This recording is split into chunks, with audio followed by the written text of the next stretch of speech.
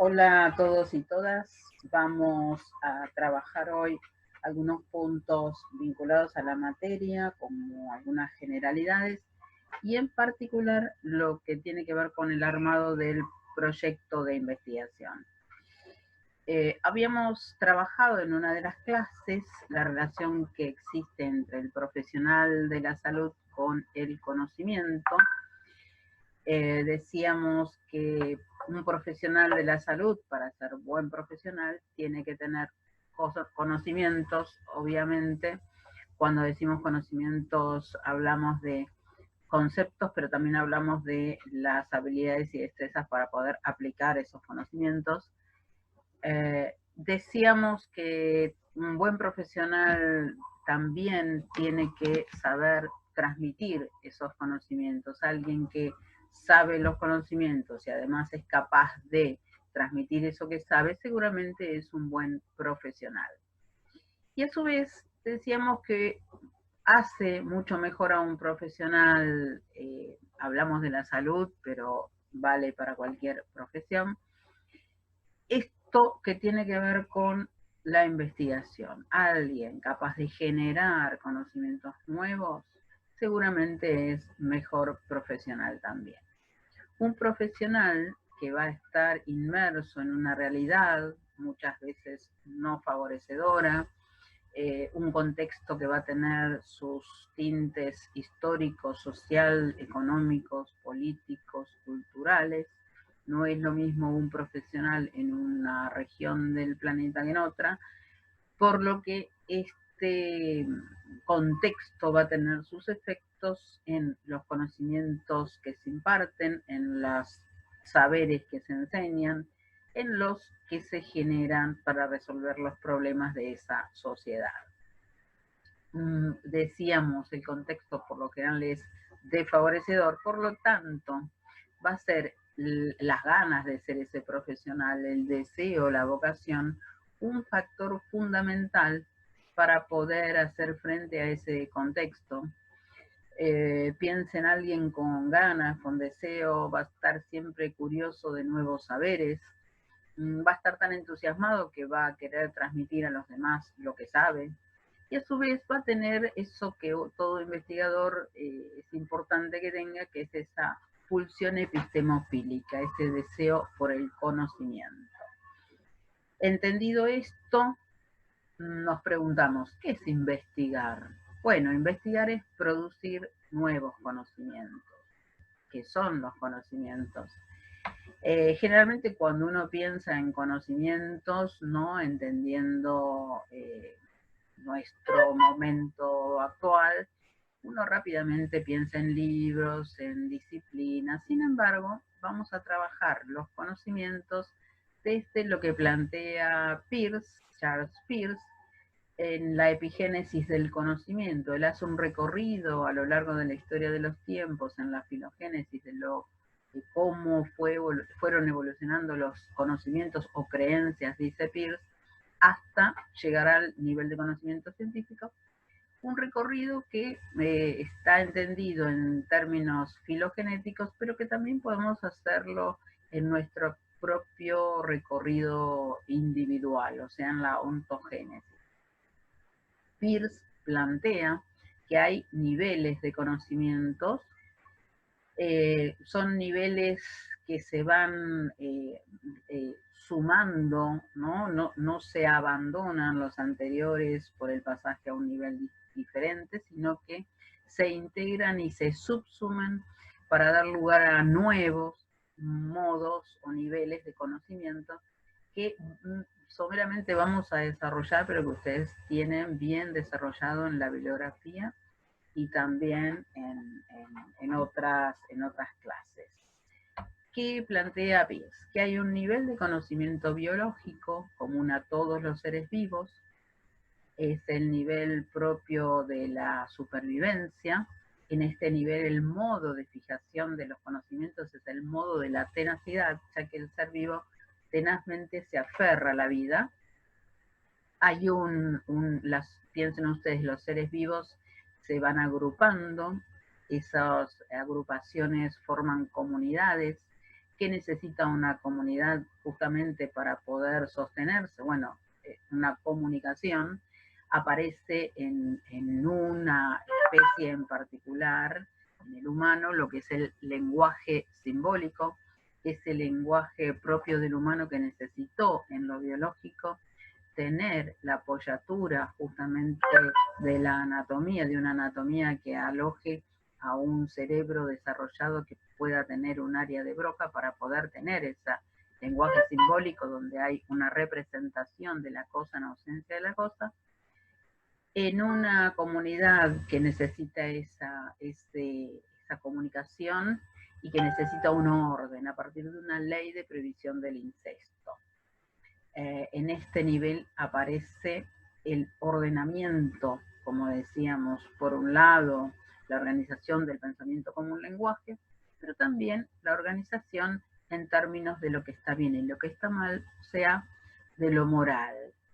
El modo de fijación de los conocimientos en este nivel es el de la autoridad. En el siguiente nivel, que es el nivel metafísico, aparece en la Grecia antigua con las ciudades-estado, donde da lugar a un nuevo modo de pensamiento, que es el pensamiento reflexivo, el pensamiento de la lógica, el pensamiento coherente y no contradictorio, apareciendo dentro de la filosofía como una rama la ética, que no es ni más ni menos que la reflexión de la moral. El último nivel que plantea Peirce es el del conocimiento científico propio de la sociedad civil a partir de la revolución industrial, donde ya no alcanza con la reflexión, ¿no?, de los conocimientos, sino que necesitamos ponerlo a prueba, o sea, medir su eficacia. Conocimiento entonces biológico, con el modo de la tenacidad como fijación, conocimiento comunitario, con el modo de la autoridad como fijación, conocimiento metafísico con el modo de la reflexión y por último el conocimiento científico, que es el que mide la eficacia, ¿no? Es el que nos vamos a centrar porque es aquí donde aparece justamente la metodología de la investigación como esa disciplina que nos permite la producción de nuevos conocimientos, donde aparece la ciencia con sus herramientas tecnológicas y las diferentes disciplinas, ¿no?, donde aparece el marco conceptual de cada una de ellas, que se va nutriendo con nuevas investigaciones que van produciendo nuevos conocimientos. Lo interesante de este esquema, ¿no?, este esquema que permite justamente ver esta evolución, es que, como decíamos, los conocimientos no es que se desaparecen, sino que están en cada uno de nosotros y que todo científico hunde sus raíces en todos los tipos de conocimiento.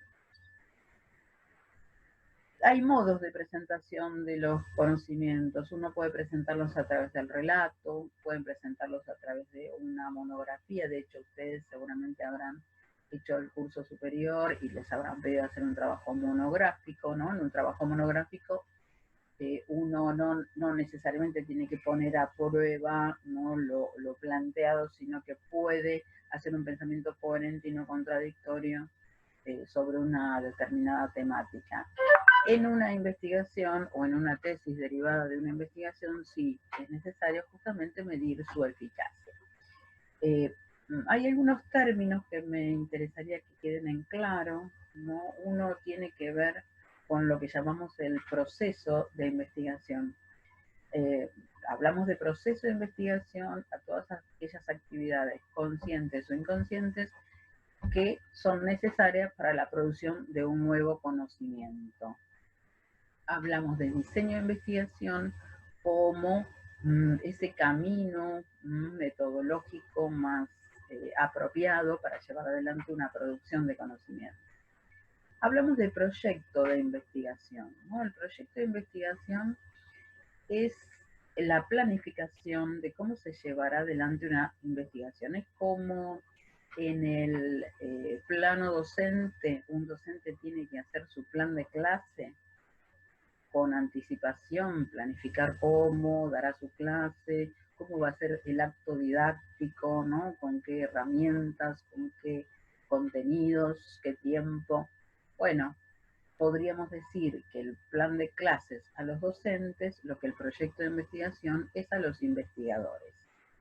Y el otro término es el de protocolo de investigación, ¿no? Muy usado en ciencias de la salud, fundamentalmente porque no muchos profesionales de la salud generan proyectos genuinos, sino que repican o son trabajadores de campos de proyectos que vienen diseñados desde otras latitudes, donde en sus países de origen fueron proyectos de investigación, pasaron por las instancias de aprobación, ¿no?, legales, administrativas, y se transformaron en lo que llamamos un protocolo de investigación. El protocolo de investigación es el proyecto que pasó por las instancias administrativas y legales que autorizan su ejecución. Hechas estas aclaraciones, vemos brevemente lo que es el proceso de investigación, entendiendo que ese proceso de investigación comienza con la identificación por parte de los investigadores de un hecho de la realidad concreta o virtual que genera en el investigador preguntas, ¿no? Las preguntas las llamamos problemas. Los investigadores no se quedan con las preguntas, sino que arriesgan lo que llamamos hipótesis. Se realiza la construcción, ¿no?, del objeto de estudio, de ese hecho de la realidad. Uno construye el objeto de estudio seleccionando las variables relevantes, para lo cual va a utilizar un marco teórico, hipótesis en juego y objetivos de investigación. Decide un diseño, hace el trabajo de campo o analiza los datos que ya tiene recolectados, hace un análisis y conclusiones de eso que ha estado trabajando para arribar a una conclusión que va a presentar a la comunidad científica, y termina el proceso de investigación. Entonces, el proceso de investigación comienza con un hecho, al cual le siguen preguntas, a las preguntas arriesgamos hipótesis, construimos el objeto de estudio determinando objetivos, el marco teórico de las variables, decidimos diseños, ¿no?, que van a estar dados por los modos y los materiales utilizados, hacemos un trabajo de campo o ordenamos los datos, analizamos, obtenemos resultados, sacamos conclusiones, redactamos un informe final y presentamos esos resultados.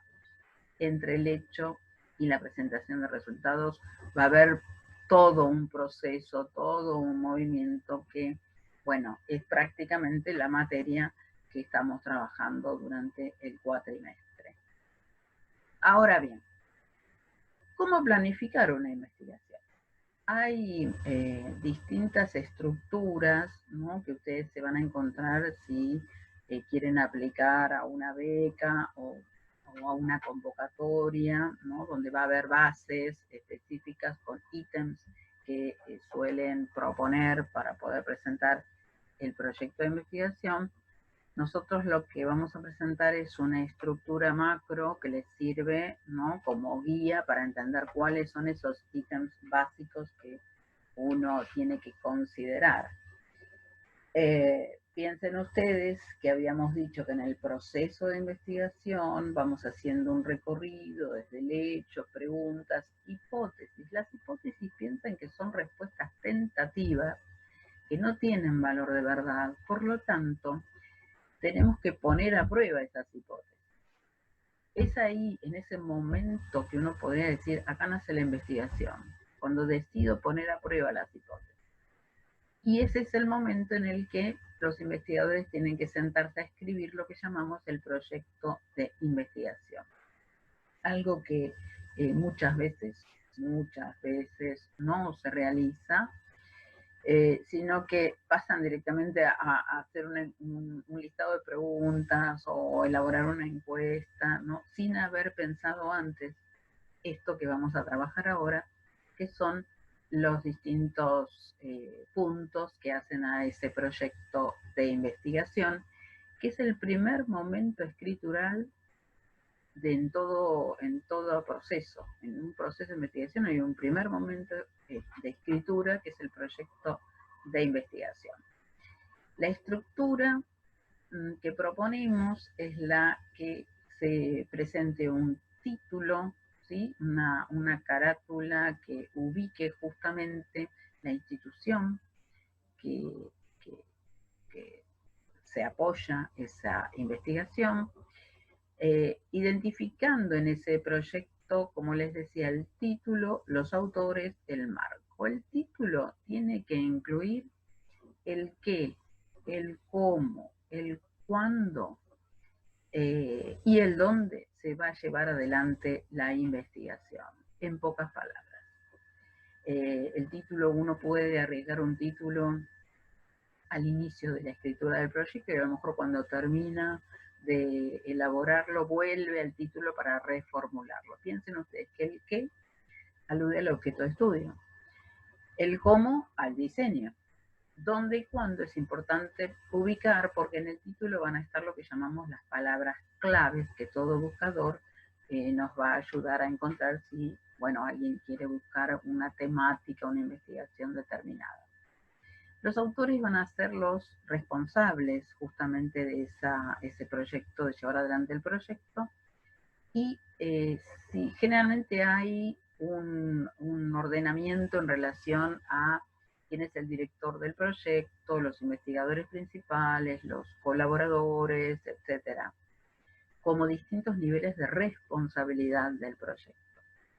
Si no existe ese nivel o diferenciación de niveles de responsabilidad, el ordenamiento se da por apellidos y por un orden alfabético. El marco que proponemos como ítem es en qué se enmarca esa investigación. ¿Es en el marco de una convocatoria? ¿Es en el marco de la decisión de un servicio? ¿No? ¿Qué fecha? ¿En qué momento se va a ejecutar? Bueno, todo eso hace al marco. Luego tenemos lo que llamamos un resumen técnico que incluye una introducción donde lo que van a tener que desarrollar en la introducción es brevemente parte, por un lado, del proceso, porque acá sería interesante que especifiquen cuál es el hecho que disparó las preguntas, qué hipótesis está en juego, qué marco teórico de referencia van a hacer la lectura de variables, y el propósito de la investigación. El propósito tiene que ver con el para qué se realiza determinada investigación. Nosotros dijimos que los investigadores con los nuevos conocimientos quieren resolver problemas de la realidad. Bueno, ese sería el propósito de toda investigación. Esto lo ponemos mínimamente en la introducción. Luego enunciamos los objetivos. Ya vamos a ver en la que o han visto en la lectura del material que los objetivos los clasificamos en objetivo general, objetivos específicos, siendo el objetivo general el de máxima abstracción al cual el investigador nunca llega, pero que indica cuál es el marco teórico al cual se hace o esa investigación intenta hacer un aporte. Y los específicos son los propios de la investigación. Luego ponemos el diseño. En el diseño tenemos que delimitar ese camino metodológico para lo cual en la clase hay distintas clasificaciones de diseño. Nosotros proponemos una que está dada en una de las clases, donde vamos a determinar si va a ser observacional o experimental, qué tipo de hipótesis en juego nos va a determinar si es descriptivo, explicativo, correlacional, o si es un proyecto sin hipótesis, exploratorio, delimitar qué tipos de datos, si es quali, quanti o mixto, delimitar si es prospectivo o retrospectivo según el momento de que sucedieron los eventos, y vamos a determinar también en este punto del diseño, poniendo simplemente estos términos, si no hace falta una gran aclaración, sino simplemente, ¿no?, si es observacional, descriptivo, simplemente eso, ¿no? Lo que les sugiero es que lean, hagan una lectura cada ítem, ¿no?, de esto que estoy tratando tratando de simplificar para poder comprender bien cada uno de los puntos desarrollados.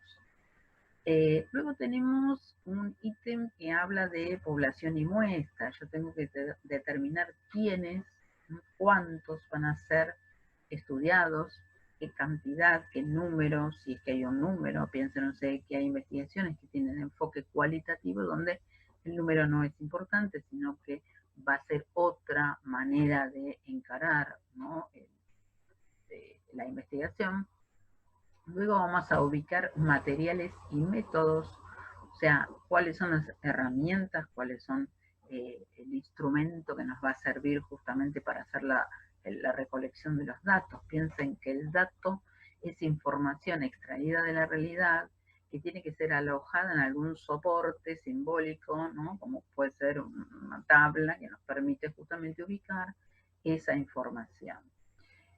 Acá detallamos entonces los métodos, cómo van a ser analizados esos datos, y en el ítem 5, ese procesamiento y análisis de datos, detallando, ¿no?, si es a partir de un análisis estadístico, un análisis de discurso, lo que sea según la investigación. Pero piensen cómo estos distintos ítems, ¿no?, son bastante macro, como para poder después en cada uno de ellos especificar.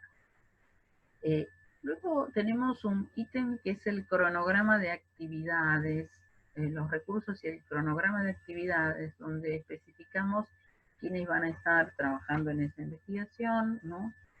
Generalmente uno pone el mismo equipo que son los autores, determinando la carga horaria que habla del nivel de responsabilidad respecto del proyecto, y el material que va a ser necesario para poder llevar adelante el proyecto. Luego hay un ítem que suelen no poner, pero que es muy importante especificar, que es el presupuesto. ¿Por qué? Porque toda investigación es una actividad que incluye lo económico. Piensen ustedes que ya para escribir un documento, para hacer un documento escrito, estamos utilizando un material.